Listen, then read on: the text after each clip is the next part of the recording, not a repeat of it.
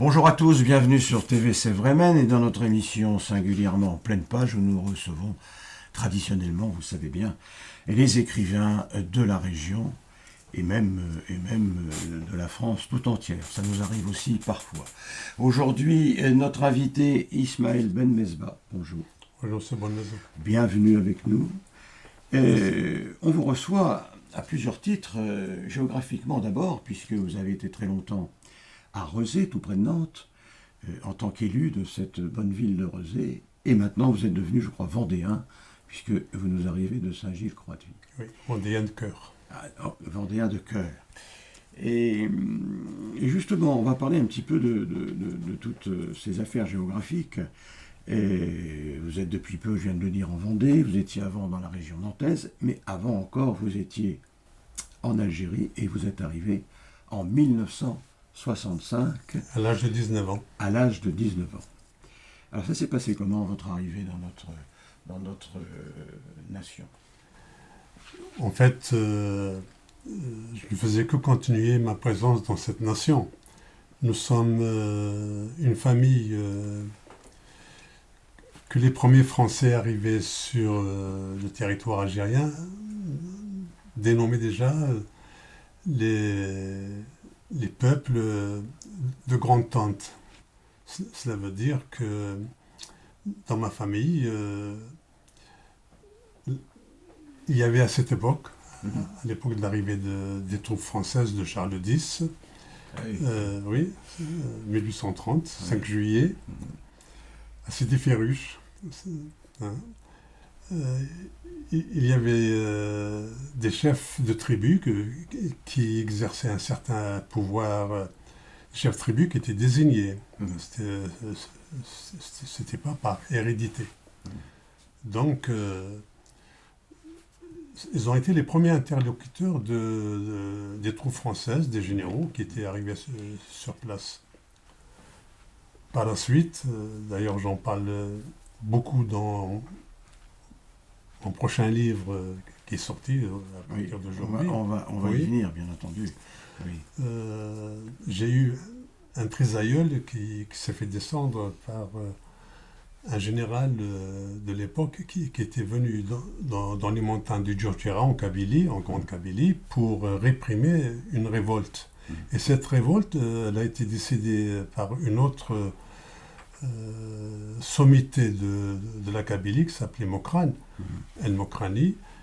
C'était un Bachaga.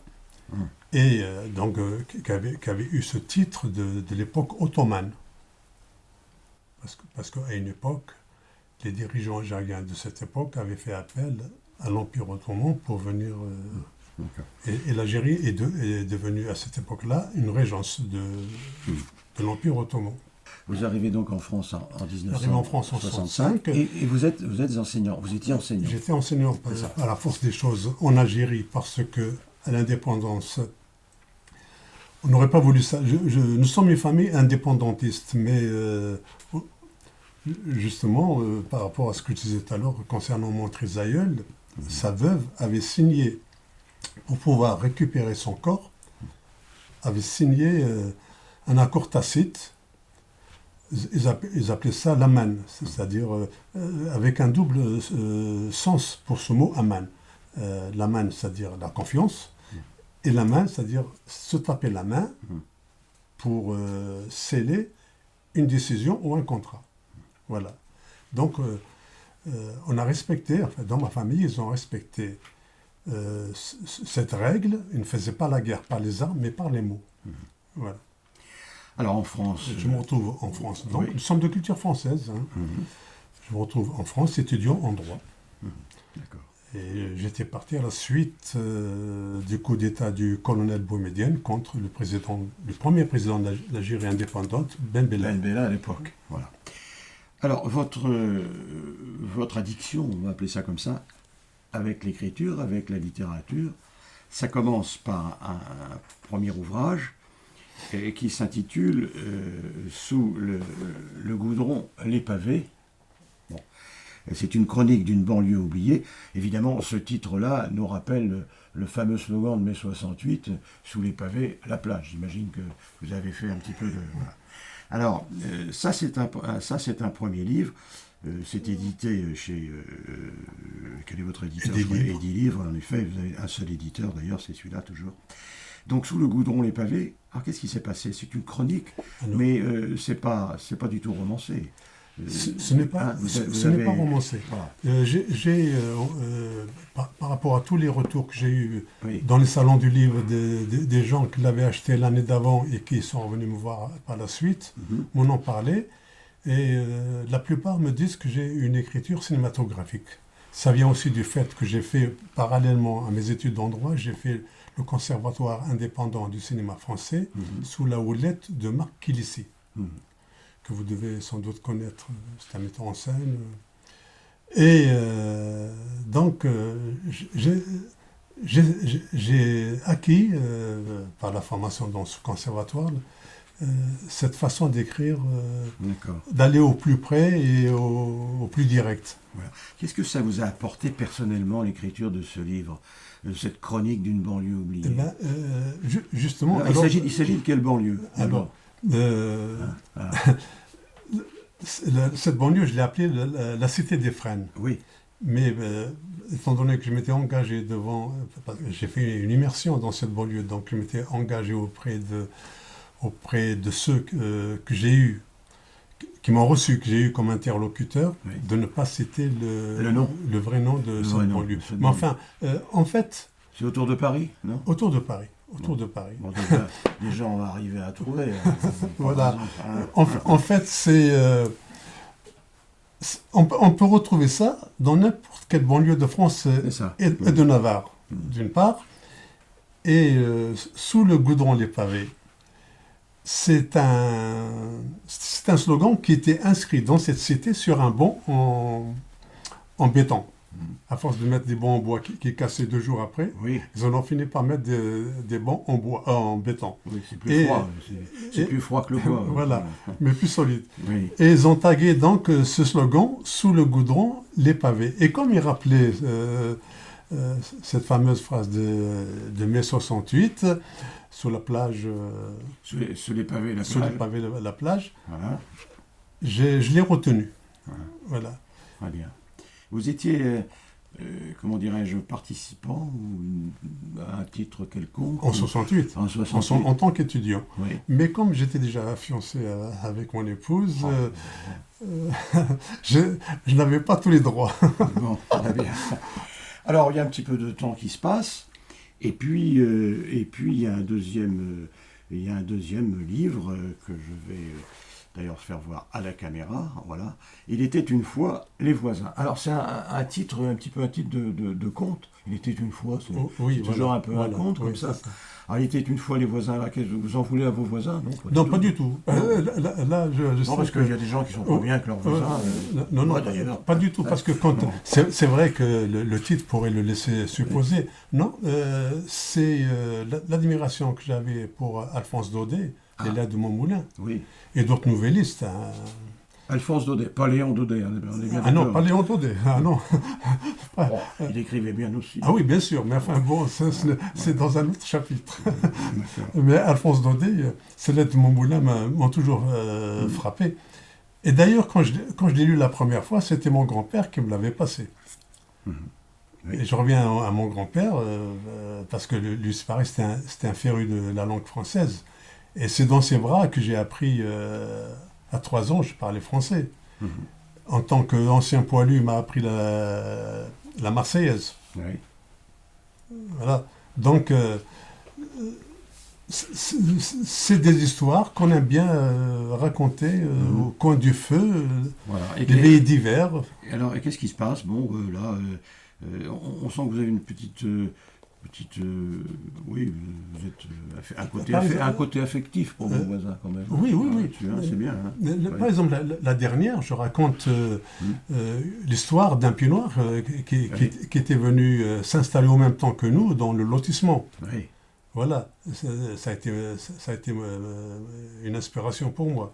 Voilà. Et la première, pareil, je l'ai tirée d'une affaire, d'une histoire réelle. Là, ça touche un peu les jalousies dans le voisinage, comme ça. Oui, ça existe. Voilà. Hein. Alors, là, je l'ai intitulé La piscine. Parce qu'il avait fallu qu'un des voisins qui avait de la place sur son terrain pour faire une piscine, l'avait faite, pour que l'autre voisin d'à côté, tout de suite, le voisin immédiat se décide de creuser lui aussi une piscine. Voilà. Sauf que sa maison se trouvait au-dessus d'une ancienne carrière avec une cavité. Donc il a pu inaugurer sa piscine le premier jour, mais elle s'est effondrée dans la nuit. Oui, ah bah oui, c'est pas de chance. Ouais, voilà. Voilà. Et moi j'aime bien le sous-titre de Il était une fois les voisins, donc j'aime bien le sous-titre, vous avez sous-titré Commérage par effraction. Oui, forcément, quand on regarde chez les voisins, c'est toujours par indiscrétion, par effraction. À côté voyeur, Israël, hein. Voilà. Bien, et puis alors le dernier, avant celui qui va sortir, mais qui n'est pas encore en librairie, le dernier de vos ouvrages, La Démesure. Alors ça, c'est un roman. Donc j'observe que vous touchez un peu tous les genres. Je touche à tout. Entre la chronique, voilà, et puis là, c'est un roman. Alors ce roman. C'est une saga familiale. Alors c'est deux familles. C'est une saga familiale. Oui, l'héroïne, c'est une avocate, Delphine de la Morinière. Ah. C'est deux châteaux qui se trouvent dans l'abri. Mais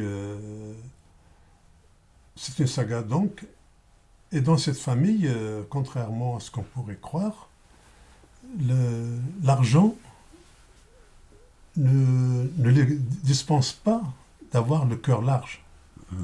Voilà. Aussi bien l'une que l'autre. Alors, Delphine de la Morinière est la petite fille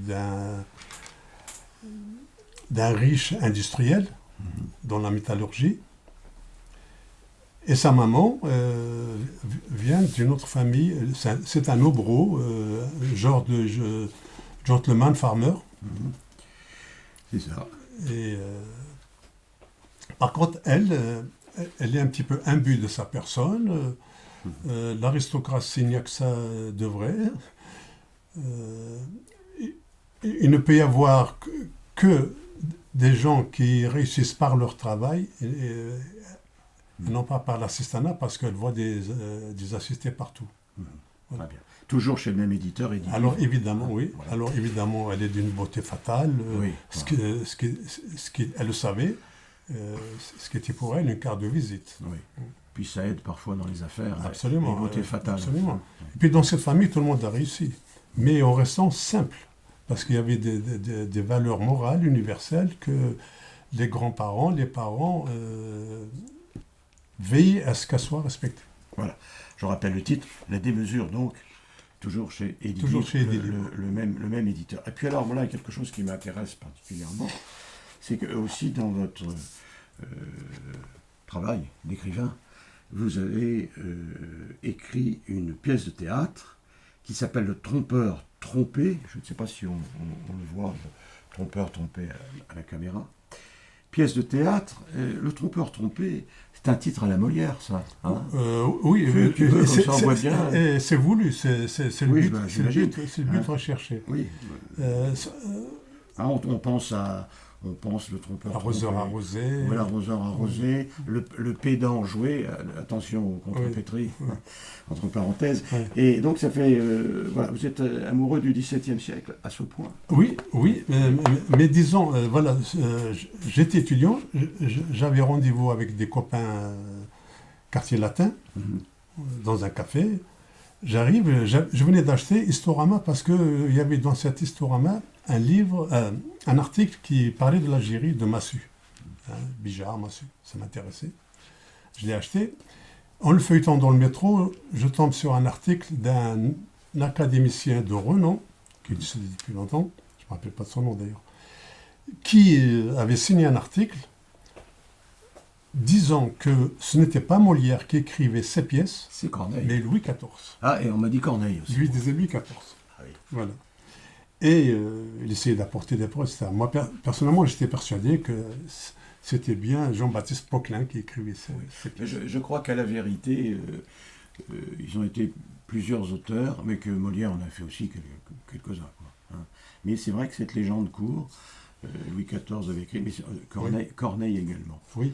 Parce que Corneille était un petit peu affilié à Molière. Oui, il avait pris sous son aile, il le protégeait. D'ailleurs, et j'en parle dans la préface de ce livre. S'il ne l'avait pas protégé, Molière n'aurait pas pu se permettre certaines allusions, surtout religieuses, dans ses pièces. Voilà.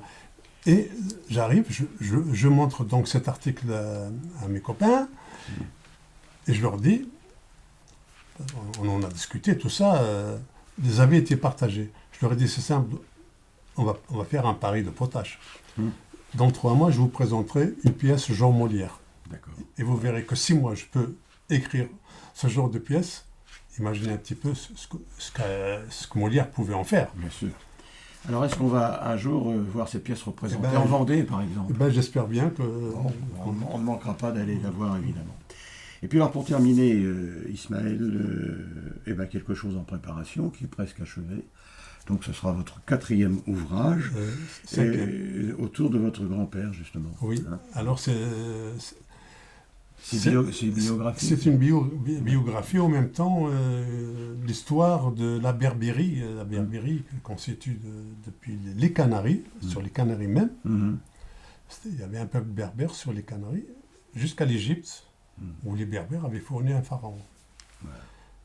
Donc, je voulais rendre hommage à ce grand-père à qui je dois tout. Ma culture française, mon éducation et tout le reste. Et la Marseillaise qui vous la Marseillaise qui m'a appris alors que je n'avais que 3 ans. Il Il estimait que c'était un devoir d'apprendre la Marseillaise. Bon. Alors, le titre, ça sera... Alors, le titre, ce sera « Mon grand-père, ce berbère ». Oui. Et en sous-titre, j'aime bien donner les sous-titres à mes livres. Oui, j'ai vu, En sous-titre, c'est « Un peuple, un pays, une histoire ». Un peuple, un pays, une histoire. Voilà, donc j'alterne, sans trop ennuyer le lecteur, en restant dans le véridique. J'alterne l'histoire de mon grand-père et l'histoire de cette Berbérie, qu'on appelait aussi la Numidie. Oui, et votre histoire un peu aussi. Et un peu l'histoire de la famille. Un peu l'histoire de la famille. Qui, justement, c'est parce qu'elle était liée à cette histoire de la Berbérie que le village où je suis né, d'ailleurs,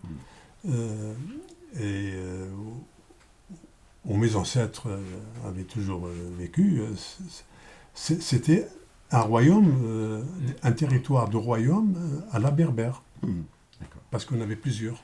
On appelait les Aglides. Voilà. Merci Ismaël d'être venu nous voir. Je vous remercie de me recevoir. Mais je vous en prie. Et puis donc nous attendons votre grand-père, ce barbare, très prochainement aux éditions et des livres. Merci beaucoup. Merci à vous. Merci de nous avoir suivis. Et puis rendez-vous le mois prochain pour un nouvel épisode de Pleine Page sur TV C'est Vrai Même. Merci.